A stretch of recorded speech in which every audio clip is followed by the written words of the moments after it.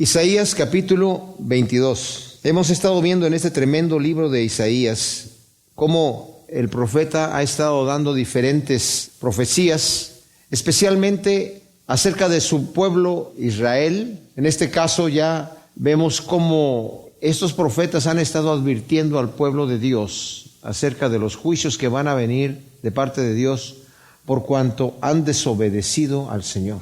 Y en este capítulo 22 vamos a entrar en otra porción que habla, dentro de los juicios que vienen a todas las naciones impías, viene también un juicio a Israel. Ya hemos visto de otros juicios anteriores que han venido en contra de Israel. Y es que el Señor escogió a un pueblo para que lo representara delante de la humanidad, en su santidad, en sus caminos perfectos, en la forma de vivir. Y el Señor les tendió la alfombra roja, les dio una tierra prometida. El Señor les dijo: yo voy a ser su cobertura, yo voy a estar con ustedes a donde ustedes vayan, yo voy a ser el brazo fuerte que los va a liberar de cualquier cosa. Cuando el Señor escogió a Abraham, le dijo a Abraham que su pueblo, y cuando estaba haciendo el pacto con él, iba a pasar 400 años de esclavitud en Egipto. Dice: pero de ahí yo los voy a sacar a una tierra, la tierra donde tú estás y donde tú eres testigo que estás viendo, que es una tierra que fluye leche y miel.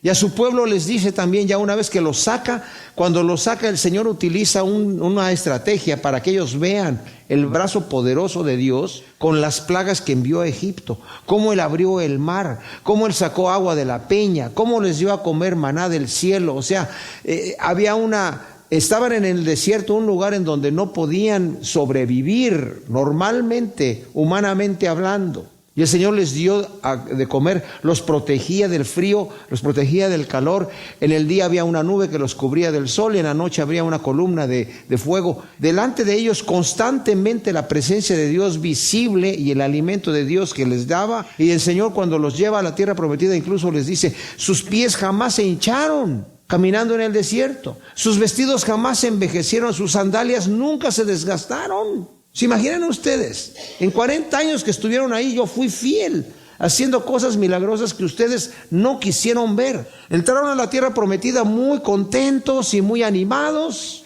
No obedecieron al Señor, echando fuera a todos los que estaban allí, que el Señor les había dicho que los echaran de ahí. Algunos de ellos tuvieron temor, tuvieron desconfianza, o quisieron simple y sencillamente hacer a la gente que estaba ahí vasallos, que les pagaran tributo para utilizarlos como esclavos y no tener que hacer mucho trabajo. Y el Señor les dijo: por cuanto ustedes no quisieron echar toda esa gente que yo les ordené que la echaran de ahí, ahora ellos van a ser espinos a vuestros costados. Yo no los voy a echar ya más de ahí, se van a quedar ahí y van a ser problema para ustedes, por cuanto ustedes no obedecieron. Y los voy a usar para estarlos probando a ustedes. Y después también le dice a Israel: yo los introduje a una tierra que fluye leche y miel. Yo les prometí el agua temprana y tardía. Cuando estaban en Egipto tenían que regar con el agua del Nilo, tenían que hacer zanjas, tenían que desviar el agua para aquí, para allá con el pie, haciendo las zanjas para regar. Acá no es tierra de riego, es tierra de lluvia. Yo les voy a dar la lluvia, yo me encargo de regar la tierra. No va a haber abortos ni siquiera en los animales ni en las personas, obviamente. Yo les voy a producir todo, y a pesar de que ya la tierra era una tierra que fluía de leche y miel, o sea que ya tenían frutos abundantes, todavía el Señor les promete todo esto. Sus enemigos van a huir de ustedes, van a tener temor de ustedes. Ya les había dado todas las victorias que ellos hubieran querido tener.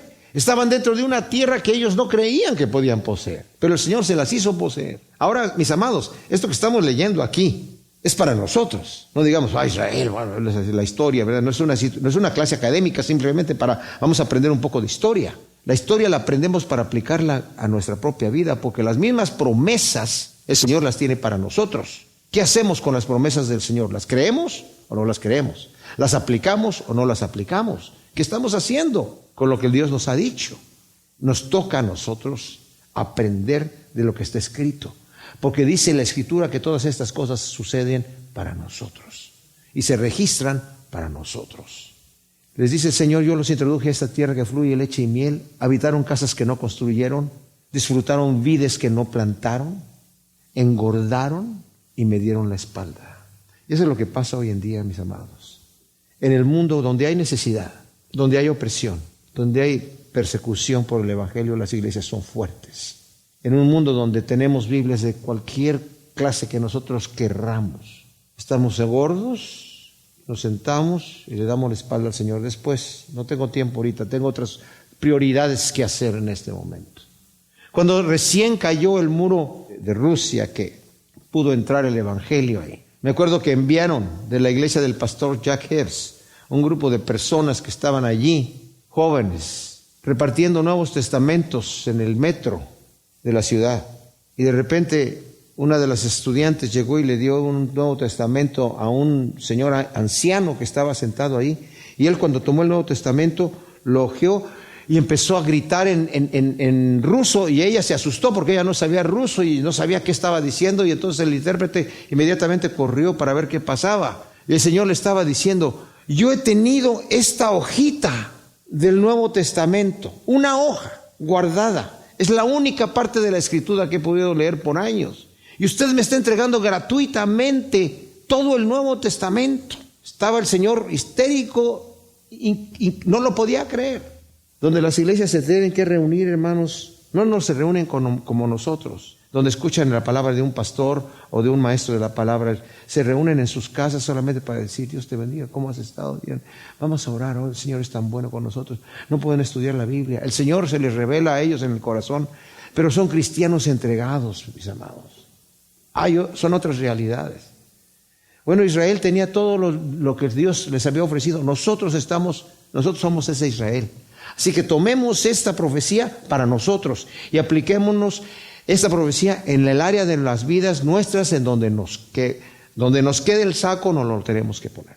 Y dice aquí: carga del valle de la visión. Pero ¿qué tienes ahora que subes con los tuyos a las azoteas, oh tú llena de bullicio, ciudad turbulenta, urbe desenfrenada? Tus caídos no cayeron a cuchillo ni murieron en combate. Todos tus caudillos huyeron a una, sin tiro de arco fueron apresados, todos los tuyos fueron copados cuando se alejaban huyendo. ¡Wow! Carga del valle de la visión. El valle de la visión se le llama a Jerusalén, por cuanto Jerusalén está en un montecito, rodeada de 3 valles, en donde los profetas normalmente estaban profetizando. Seguramente yo me imagino a Isaías en uno de estos valles hablando, diciendo: carga significa, algunos de ustedes dicen profecía. Es una profecía de juicio. Y la palabra también se traduce como carga, literalmente.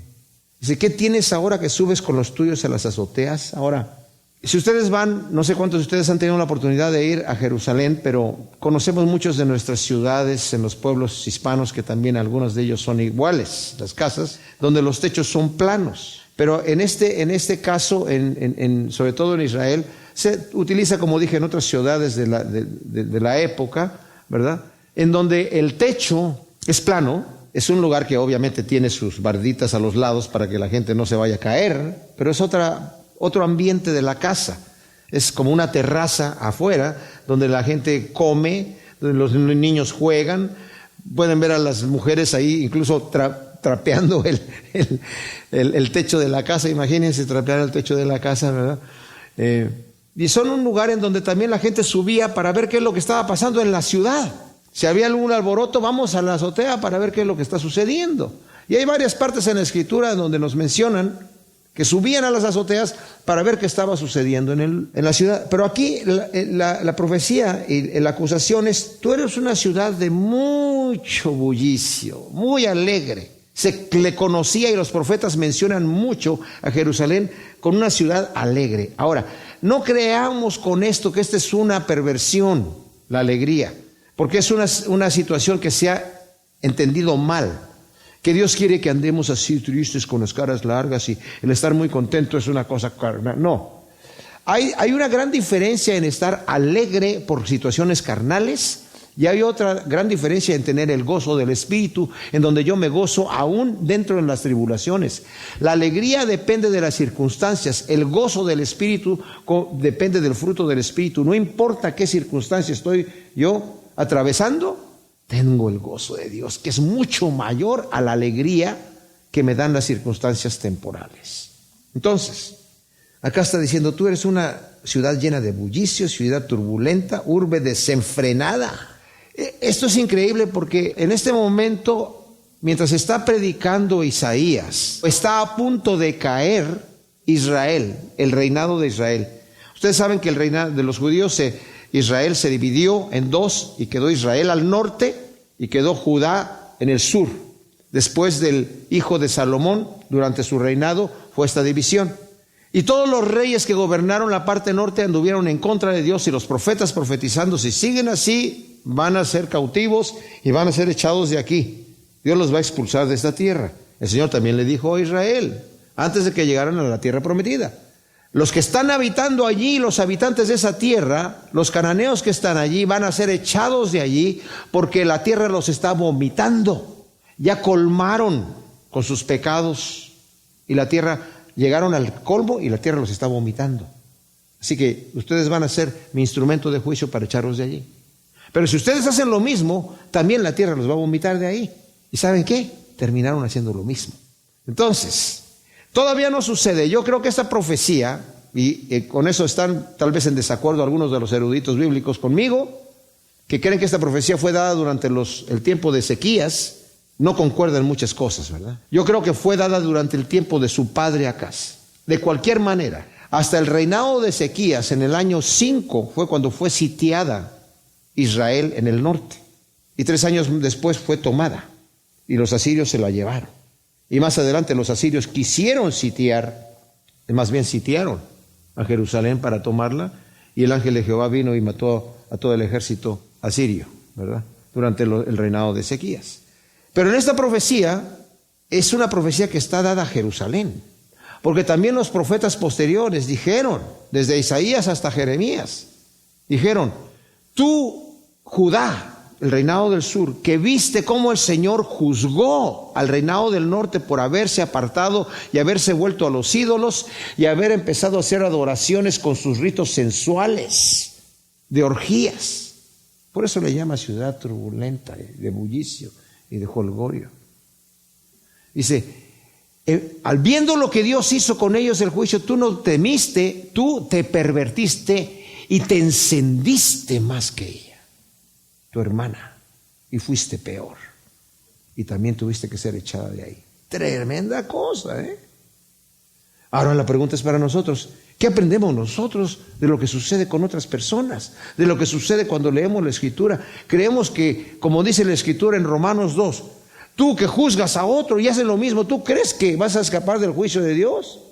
¿Que no sabes que la longanimidad y que el hecho de que Dios no haya descargado el puño a ti te está dando tiempo para que te arrepientas, pero por tu corazón no arrepentido estás atesorando para ti juicio, para el día del juicio de Dios, el cual va a pagar a cada uno conforme a sus obras? Porque Dios no hace acepción de personas, mis amados. La obediencia no es opcional.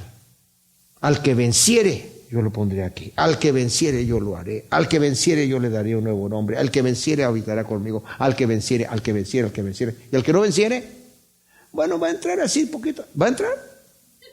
Bueno, arriésgale si quieres. Pero yo no haría eso. Yo no lo haría eso. Como escuché un pastor: ¿tú crees que si te andas en desobediencia, qué es lo que te va a decir Dios? Yo no sé, yo no soy el juez. El juez es Él. Pero dice Pedro, si nosotros hacemos estas cosas y abundamos en ellas, añadir a nuestra fe virtud, a la virtud conocimiento, y al conocimiento dominio propio paciencia, la paciencia piedad, a la piedad afecto fraternal, y al afecto fraternal amor. Haciendo estas cosas no estaréis ociosos en cuanto al conocimiento del reino de Dios, y no vas a caer jamás, y te va a ser dada una amplia y generosa entrada en el reino de nuestro Señor y Salvador Jesucristo. Yo no quiero ver si paso o no paso la prueba. Yo quiero estar seguro. ¿Quieres estar seguro de que eres un hijo de Dios? Ve cómo vives tu vida. ¿Vives como un hijo de Dios? El que dice que permanece en Él debe andar como Él anduvo. Ahora, todos caemos cortos, pero ¿cuál es nuestra meta? ¿Hacia dónde vamos? Como dice Pablo, no es que yo ya lo haya alcanzado, pero prosigo al blanco. Dejando lo que ya está atrás, continúo adelante al supremo llamamiento del reino de Dios.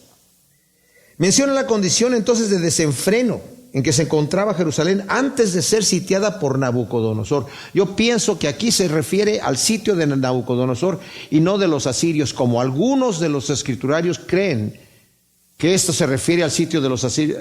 No concuerdan muchas de las cosas de esta profecía si lo vemos en cuanto a los asirios. pero concuerdan perfectamente y caen perfectamente cuando lo comparamos con el sitio de Nabucodonosor. Los asirios sitiaron a la ciudad de Jerusalén para conquistarla, pero Ezequías, junto con el profeta Isaías y sus principales que estaban ahí, oraron al Señor, y el Señor envió al ángel del Jehová que destruyó a 185,000 asirios. O sea, el sitio duró una noche, o no sé cuánto duró, pero rápidamente fue algo instantáneo. Nabucodonosor sitió la ciudad, vino y conquistó la ciudad 3 veces, y la última fue devastadora, porque Nabucodonosor no quería llegar a reventar a Jerusalén. Pero al final, cuando los judíos ya no quisieron y se rebelaban y eran rebeldes completamente, al final tuvo que venir el caos. Entonces dice aquí, el sitio de Jerusalén morían de hambre. Dice la escritura aquí, tus caudillos huyeron a una, sin tiro de arco fueron apresados, todos los tuyos fueron copados cuando se alejaron huyendo. Esto no sucedió durante el sitio de Asiria, pero eso sucedió durante el sitio de Nabucodonosor, con el rey Sedequías, que mientras estaba sitiada la ciudad y ya no tenían qué comer, se estaban muriendo definitivamente, hicieron una grieta en el muro y salieron huyendo y los atraparon. Y el profeta le había dicho, Jeremías le había dicho a Sedequías, si tú te rindes al rey de Nabucodonosor te va a ir bien, pero si no, te va a ir mal. Vas a entrar a Babilonia, pero no la vas a poder ver. Y lo que pasó es que cuando lo apresaron por desobediente, porque lo había puesto Nabucodonosor como rey en Jerusalén, y como se rebeló, lo tomó a sus hijos, lo apresaron, tomó a sus hijos, degollaron a sus hijos delante del rey, le sacaron los ojos al rey y se lo llevaron preso a Babilonia, y ahí se murió. Y eso sí sucedió. Aquí se menciona estos, en 2 de Reyes 25, del 1 al 11. Ahora, el versículo 4 dice, por eso digo, apartad la mirada de mí, expresaré mi amargura con llanto, no os afanéis en consolarme por la destrucción de la hija de mi pueblo. Porque un día de pánico, angustia y consternación tiene Adonai, Yahvé, Sebaot, en el valle de la visión, día de socavar muros de clamores hasta las montañas. O sea, Isaías nuevamente llora al ver la futura destrucción de Jerusalén y rehúsa ser consolado. Tiene el llanto que tiene Dios también. Isaías menciona lo que sucederá al muro de Jerusalén. Va a ser derribado y el pueblo se va a lamentar hasta que se escuche el clamor hasta las montañas por la desesperación de ver destruida la ciudad y verse destruidos ellos mismos. Nabucodonosor terminó con la ciudad, la incendió, la derribó el templo, todo fue un caos. Ahora el versículo 6 y 7 dice, Elam toma la aljaba, Siria irrumpe con carros, Siquir saca el escudo, de ahí tus mejores valles llenos de carros, los jinetes apostados frente a la puerta. Ahora, por cuanto se mencionan aquí las ciudades de Kir y de Elam, que eran ciudades de Siria, algunos dicen, bueno, pues obviamente son los asirios de Asiria, ¿verdad?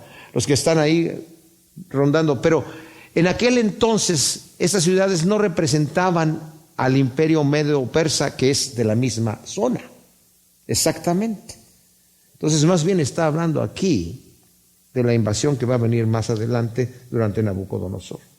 Versículo 11 dice, 8, ha sido quitada la defensa de Judá, y en semejante día mirarás las armas de la casa del bosque, y veis que son muchas las brechas de la ciudad, veréis, y recogéis las aguas del estanque de abajo, y hacéis recuento de las casas de Jerusalén, demoléis las casas para reforzar el muro. Entre los 2 muros hacéis un foso para las aguas del estanque viejo, pero no consideráis que al que hace que ocurra esto, ni veis al que desde hace mucho tiempo lo produjo. O sea, la palabra dice aquí, ha sido quitada la defensa. En algunos de ustedes dice la cubierta. Esa es la palabra correcta. Se ha quitado la cubierta. O sea, ya Dios no te está dando cobertura, no te está protegiendo. Judá se apoya en el arsenal de las armas, dice, de la casa del bosque, donde estaban todas las armas que Salomón había guardado allí. En reforzar el muro, en la provisión de agua traída del manantial de Gihón, una obra que después, más adelante, va a hacer. Ezequías durante la invasión de Asiria.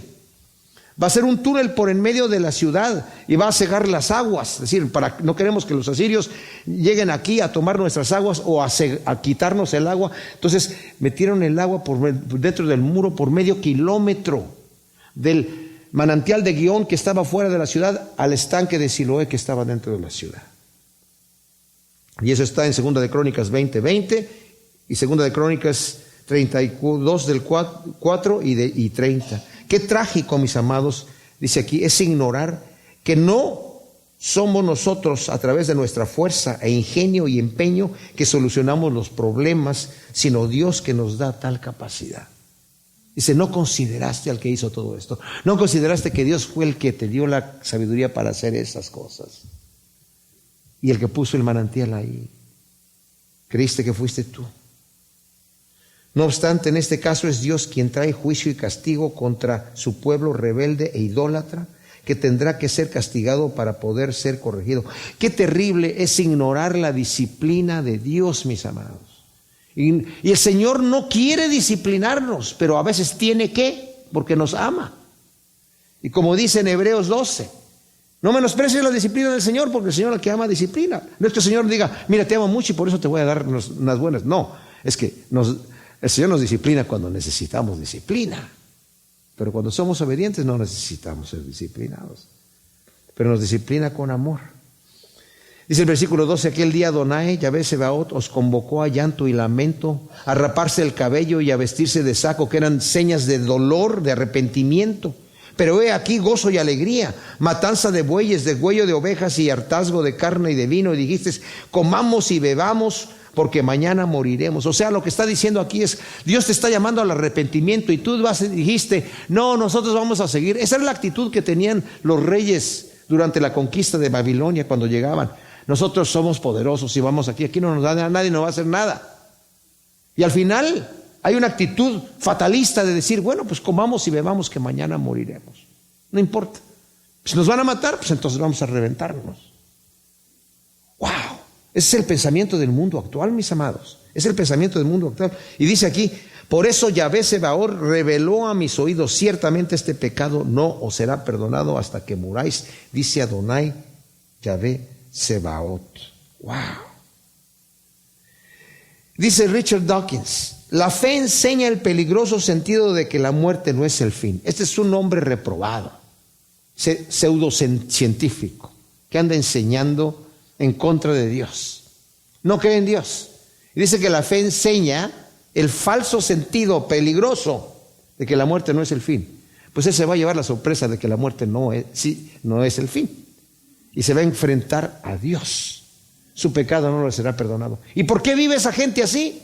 Porque quieren vivir de acuerdo a sus propios motivos. Mis amados, Dios tiene para nosotros lo mejor. Tiene gozo, alegría. Dice, yo he venido para que tengan vida, pero una vida corriente, una vida abundante. He venido para que tengan gozo, pero un gozo completo. Pero nosotros a veces nos rebelamos contra el Señor porque queremos algo a nuestra manera. ¿Y cómo vivimos? Vivimos miserables. En el versículo 15, aquí empieza una profecía del profeta Isaías, el versículo 15 del capítulo 22 de Isaías, en donde va a hablar acerca de dos personajes. Y esta es una profecía un poco difícil, ha tenido muchas interpretaciones dentro de los ámbitos de escriturarios, eruditos bíblicos, intérpretes de la escritura, porque hay ciertos pasajes que se pueden aplicar a diferentes cosas y la profecía pues da para eso, da para que lo podamos interpretar de muchas maneras, ¿verdad? No quiere decir que todas las interpretaciones son correctas, pero nosotros vamos a tratar de tomar lo mejor, tal vez, de cada una para aplicación nuestra. Nuevamente, como dije anteriormente, todo lo que nosotros estudiamos en la Escritura, siempre tenemos que hacernos una pregunta: ¿cómo puedo yo aplicar este versículo que acabo de leer o esta porción de la Escritura a mi vida hoy? ¿Qué es lo que el Señor me está hablando a mí? Es muy fácil apuntar el dedo a otra persona. Muchas veces hasta llegamos a la iglesia, escuchamos un mensaje y decimos, ese es para aquel que está aquí o para aquella que está al lado aquí, ¿verdad? No, es que bueno que traje a mi amigo porque él necesitaba oír esto y yo no, estoy bien. Está bien que pensemos en nuestro amigo y en nuestro pariente y en la persona que está a nuestro lado, pero también tenemos que pensar en nosotros. El Señor nos está hablando a nosotros. Acabamos de ver aquí, desde el capítulo 22 del versículo 1 al versículo 14, una profecía que es en contra de Israel por no considerar a Dios, por vivir una vida depravada. Mis amados, las personas que no creen en Dios hoy en día no es por falta de evidencia, es por falta de moral y de honestidad intelectual. El capítulo 1 de Romanos nos dice que Dios hace una cosa bien especial con la gente que no quiere creer. Los entrega a su mente propia reprobada. Y el hombre tiene la capacidad de autoengañarse y de creerse sus mentiras. Es impresionante, pero así es. Y vemos al mundo, personajes que se creen el regalo de Dios a la humanidad, porque se inventaron eso en su mente. No saben considerar quién realmente son. Y el Señor dice, ese pecado nunca te va a ser perdonado. Yo hablaba con mi esposa el otro día y le decía, oye, qué increíble. Satanás quiso ser semejante al Altísimo. Bueno, yo quiero ser semejante al Altísimo también, pero en su santidad, en sus perfecciones, en su humildad, en su amor. Es más, hemos sido predestinados para ser hechos conformes a la imagen de Cristo Jesús. ¿Pero qué quiso ser semejante al Altísimo? En ser adorado. Bueno, pero entonces Dios quiere ser adorado. ¿Y cuál es la diferencia? La diferencia es que a Dios lo adoramos porque Él se ha entregado por nosotros. Él es amor. Él se ha dado a sí mismo. Satanás quiere para Él. Dios quiere para nosotros. ¿Sí me explico? O sea, la adoración que le damos al Señor es por cuanto Él se ha entregado. Pero Satanás es todo para Él. Por eso dice en Ezequiel, por la multitud de tus contrataciones, de tus negocios, se encontró en ti iniquidad. Yo dije, ¿cuáles negocios tenía Satanás que hacer? ¿Qué contrataciones tenía que hacer? ¿Qué andaba vendiendo? A lo que se refiere es que quería la ganancia para él, todo para él, para él, para él. No me importa lo que tú tengas, lo que tú pierdas, lo que tú nada, yo quiero para mí. Y Dios, que es eterno, se ha dado de sí mismo para nosotros. El darle la gloria y la honra a Él solamente es la acción natural y correcta que debemos de tener hacia Él, porque si el Señor al que humilla lo enaltece, Él se humilló hasta la muerte y muerte de cruz, mis hermanos. Y por lo mismo que debe ser enaltecido, por lo cual Dios lo exaltó sobre todo nombre. Tremenda cosa, tremenda cosa. Bueno, al versículo 15. Así dice Adonai Sebaot, anda y ve a Sebna, ese mayordomo del palacio, que se labra en lo alto un sepulcro y en la piedra se hace un mausoleo, y dile, ¿qué tienes aquí? ¿A quién tienes aquí que te labras un sepulcro? He aquí Yahvé te aferrará con fuerza y te arrojará con violencia y te hará rodar como una bola sobre la tierra ancha. Ahí morirás y ahí pararán tus gloriosos carros, oh vergüenza de la casa de tu Señor. Te depondré de tu cargo, te quitará de tu puesto. ¡Wow! Tremenda carga de profecía contra este hombre. ¿Quién es este señor Sebna? Bueno, el nombre Sebna no es judío. Lo vemos mencionado en el capítulo 36, versículo 3, versículo 22, también del capítulo 36 de aquí de Isaías, en Isaías 37, 3, Segunda de Reyes 18, 18, Segunda de Reyes 18, 3, 37, Segunda de Reyes 19, 2. Cuando viene el Rabsacés de parte del rey de Asiria a rodear Jerusalén y a decirles que van a ser invadidos, salen los principales del gobierno de Ezequías y sale Eliakim con ellos, que lo va a mencionar aquí, porque esta profecía habla de Sebna y de Eliakim. Pero Sebna, cuando sale ahí, ya no es mayordomo, ahora solamente es un escriba. que era un escriba, pues el que escribía las historias de lo que estaba pasando, las crónicas de lo que iba sucediendo en el reino, las victorias y las derrotas o lo que sea. Y también si tenía el rey que dictar alguna carta, el escriba llegaba y escribía. Pero antes era mayordomo. Ahora, podemos entender, como dije yo, en el reinado de Ezequías, Sebna ya no era mayordomo, era el escriba. Se cree que Sebna fue mayordomo del rey Acaz, que era padre de Ezequías, y tenía cierta alianza con Asiria para entregarle a Jerusalén. Esos son algunos de los comentarios de los judíos. Como estudiamos anteriormente, mis amados, el padre de Ezequías, Acaz, fue un rey extremadamente malvado. era hijo de, Usías tuvo a Jotam, su hijo, que fue rey con él de sus últimos años. Y después de que murió Usías, él reinó un solo año y luego tuvo a su hijo Acaz. Los primeros sirvieron a Dios, pero Acaz se rebeló en contra de Dios, hizo cosas abominables, empezó la idolatría nuevamente como algunos de los reyes anteriores, hizo lo malo delante de los ojos de Dios tremendamente. El profeta Isaías lo reprendió varias veces duramente, incluso diciéndole: el Señor te va a dar la victoria contra tus enemigos y pídele al Señor una señal si quieres. Y dijo el rey: yo no le voy a pedir al Señor una señal, no lo voy a tentar. O sea, mostrándose como muy bueno, muy piadoso. ¿Cómo? Yo no me voy a atrever a tentar al Señor. Y dice: pues tú no le quieres pedir al Señor una señal al Señor, el Señor te va a dar una señal. Claro que la señal que le dio no tenía nada que ver con la situación que él iba a afrontar, que era que estaba peleando contra sus enemigos, que en este caso se habían juntado el rey de Siria, no los asirios, fíjese, Asiria es uno y Siria es otro. El rey de Siria, que estaba un poco al sur de Asiria, junto con Israel, se habían juntado para pelear contra Jerusalén. Y este rey quiso hacer una alianza con el rey de Asiria, pero Isaías le vino a decir: no hagas eso, el Señor te va a dar la victoria si tú confías en Él. Y pídele una señal. Yo no voy a tentar al Señor. ¿Por qué? Porque Él ya se había puesto en su corazón: yo quiero hacer una alianza con el rey de Asiria. Hizo la alianza con el rey de Asiria, pero el rey de Asiria, en vez de ayudarlo, lo perjudicó. Y al final lo invadió. Tomó muchas de las ciudades fortificadas y al final llegó durante el reinado de Ezequías a invadir. Los asirios, como dije yo anteriormente, eran los terroristas de la época.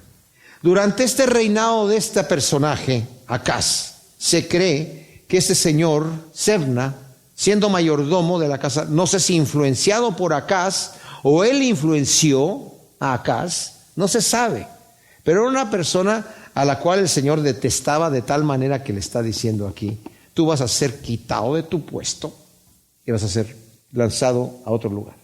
Ahora, el detalle que vemos aquí, mis amados, es que algunos de los escriturarios e intérpretes de la escritura creen que esta profecía es dada durante el reinado de Ezequías. No concuerda, porque está hablando de un hecho en futuro. Tú vas a ser quitado, y durante el reinado de Ezequías él ya no estaba allí. ¿Me explico? A veces cuando leemos la escritura, la manera que yo estudio la Biblia, y les aconsejo a ustedes también, yo tengo una biblioteca muy grande con muchos comentarios bíblicos, pero primero leo la Biblia, y la leo,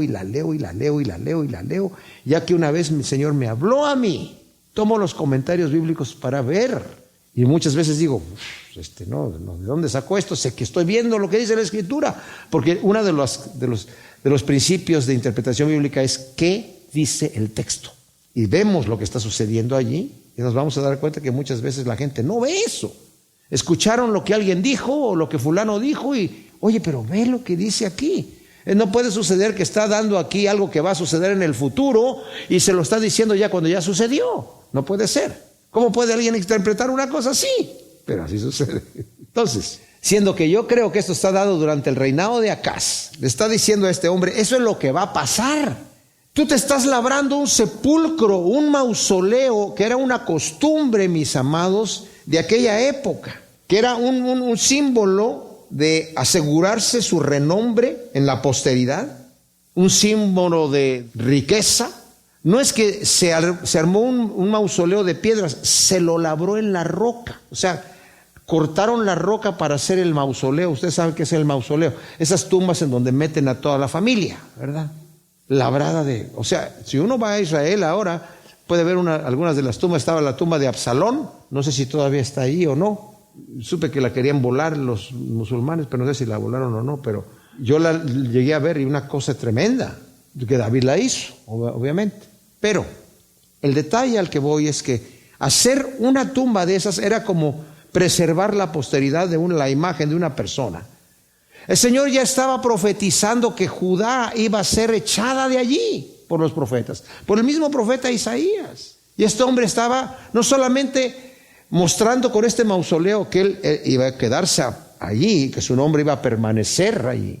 Y como vemos aquí, andaba en carros, andaba en Cadillacs, andaba en Rolls Royces. Y era una afrenta a las profecías de Dios, diciendo yo, aquí no es lo que ese profeta, ¿qué es lo que dice? Más adelante al profeta mismo Isaías le dicen, ya nos tienes cansado, línea tras línea, verso tras verso, principio tras principio. No crean que eso es como, esa es la forma de estudiar la Biblia, versículo por versículo, capítulo por capítulo, como algunos los entienden. Es como, nos estás hablando como a un niño, da. Ya estamos cansados de tus profecías. Y este hombre estaba desafiando todas estas cosas, diciendo, aquí yo voy a estar seguro porque yo tengo una alianza con el rey de Asiria, y de aquí nadie me mueve. Y Asiria es el poder mundial. Yo tengo una alianza con él, seguramente convenciendo también al rey Acaz, yo no sé. Pero eso es lo que los intérpretes judíos han interpretado acerca de este señor Sebna. Y le dice, ¿qué tienes aquí? ¿Y a quién tienes aquí? O sea, tú ni siquiera eres de este territorio. ¿Qué tienes tú aquí? Mis amados, ¿qué tenemos que sea nuestro? ¿Qué nos vamos a llevar cuando nos vayamos de aquí? Ni nuestro cuerpo nos pertenece. No tenemos nada, absolutamente. Dice, ¿y a quién tienes aquí que te labras un sepulcro? ¿A quién más vas a meter ahí? ¿Qué es lo que crees que va a pasar contigo, que estás desafiando a Dios? Dice, el mismo Dios se te va a aferrar con fuerza, te va a tomar y te va a arrojar con violencia. Te va a hacer rodar como una bola sobre una tierra ancha, y ahí morirás, y ahí pararán tus gloriosos carros. ¡Wow! Vergüenza de la casa de tu Señor. Te depondré de tu cargo, te quitará de tu pueblo.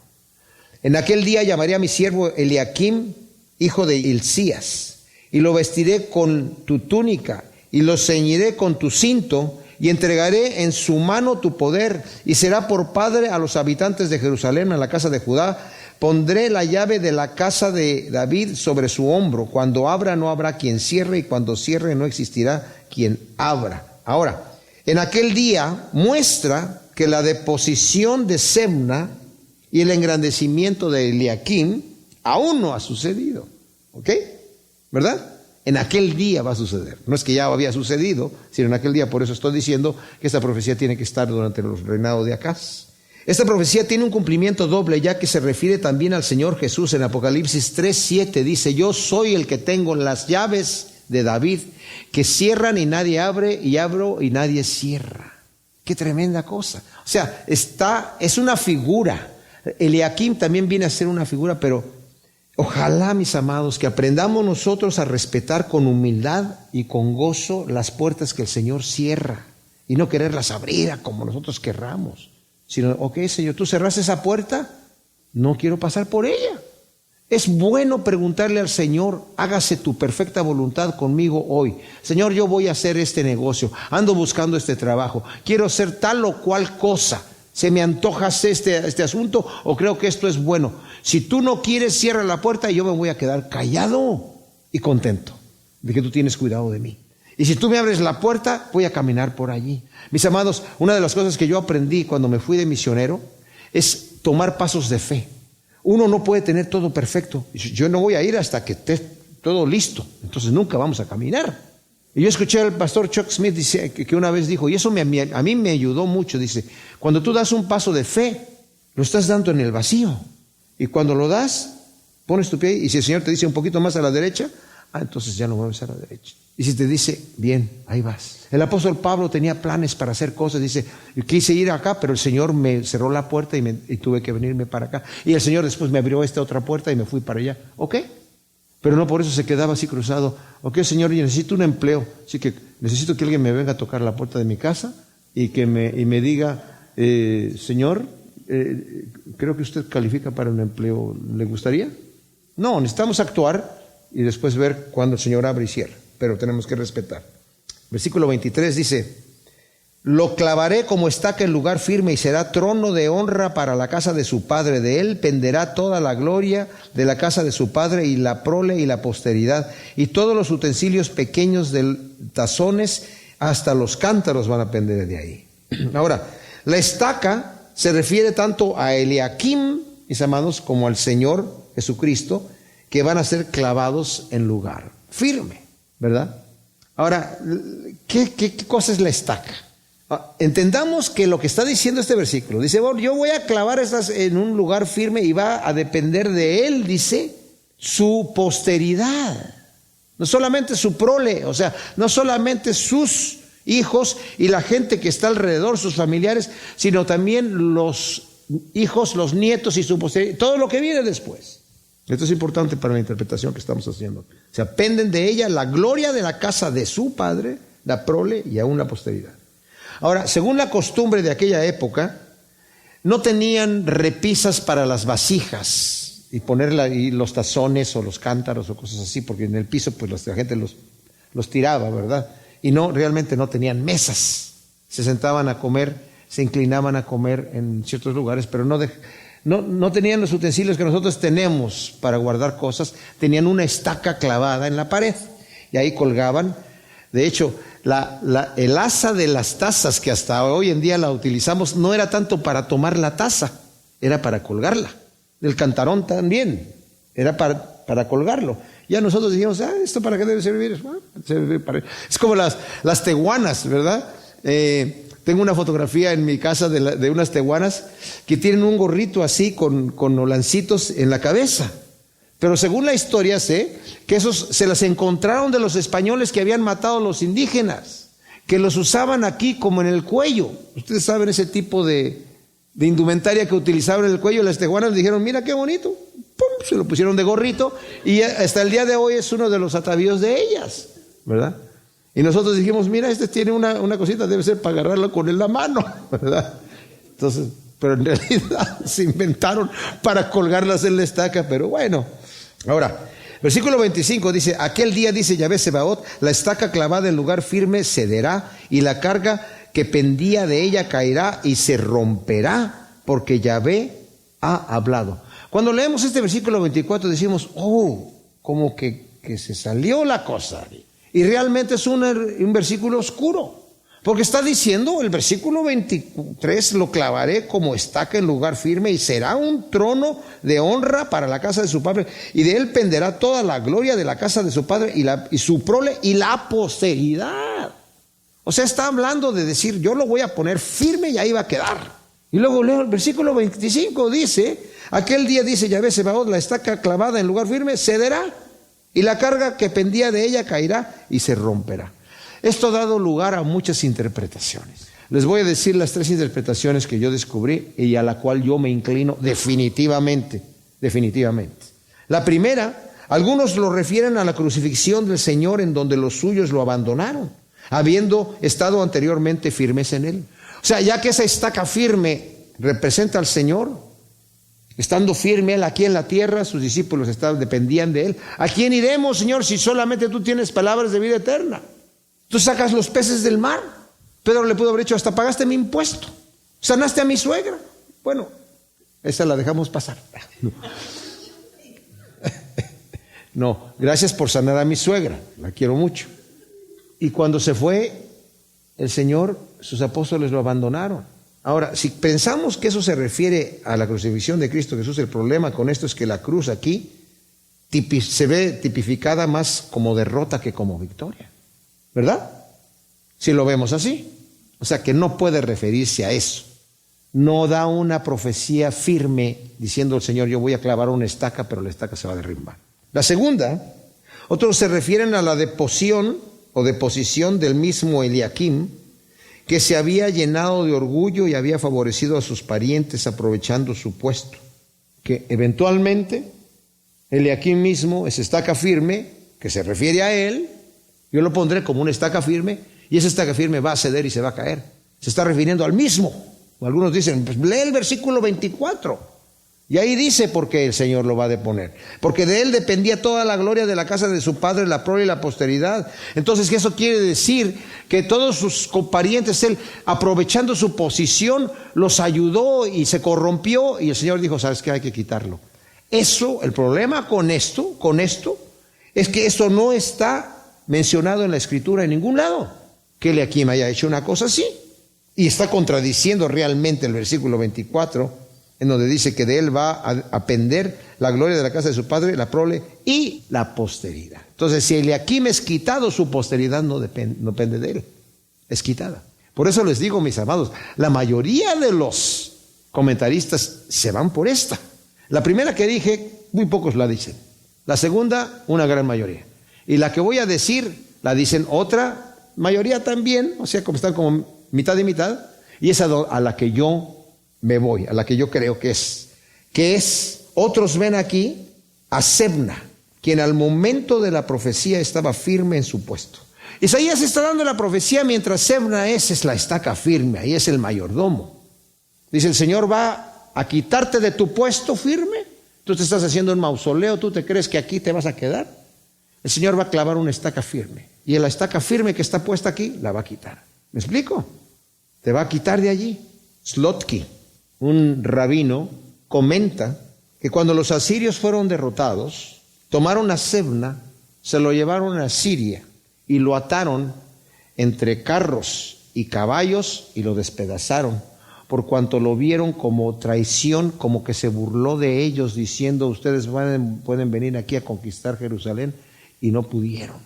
Ahora, no sabemos nosotros qué posición tenía este señor durante el reinado de Ezequías. No sabemos si él estaba enojado por haber sido depuesto de su puesto, no sabemos. Pero sí se cree que eso sucedió con él. Independientemente de lo que haya pasado con Sebna, mis amados, yo pienso que esta estaca que es removida es la estaca presente. Porque está hablando, si nosotros vemos, el versículo 20 dice, en aquel día llamaré a mi siervo. Todavía no está hablando, es aquel día del futuro, pero en ese mismo día la estaca va a ser quitada. Cuando yo llame a mi siervo, esa estaca va a ser quitada y yo voy a clavar la nueva estaca. Bueno, eso está de ahí para que sepamos de cualquier manera, mis amados, que la estaca firme en la que podemos nosotros estar confiados es Cristo Jesús, de donde de Él pende la gloria de la casa de su Padre, de nuestra seguridad, de nuestra salvación, de nuestro bienestar, de nuestro beneficio. Mientras nosotros estemos asidos de Él, como dijo el Señor, separados de mí nada pueden hacer. Pero si ustedes están conmigo, van a ser pámpanos que van a llevar mucho fruto. Y mi Padre los va a podar para que lleven más fruto. Y su nombre sea glorificado para la gloria de Dios y para beneficio nuestro. Gracias te damos, Señor, por tu palabra. Te pedimos que tú grabes estas verdades en nuestro corazón y las siembres en buena tierra para que produzca su fruto a ciento por uno en nombre de Cristo Jesús. Amén.